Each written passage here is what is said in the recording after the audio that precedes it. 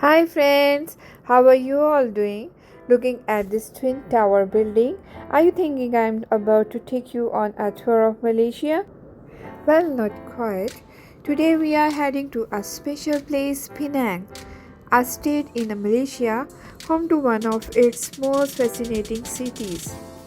A city filled with rich history, stunning architecture, and mouth-watering food. Curious? Let's dive into the charm of this incredible place. This is one of the cities with more street art in the world. I'm talking about the GeorgeTown, the second largest city in Malaysia.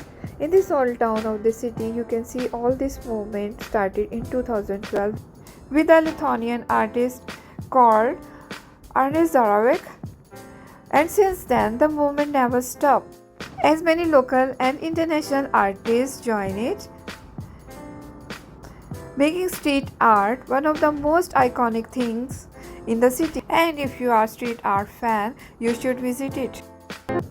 So now let me take you on a journey through these incredible murals one by one.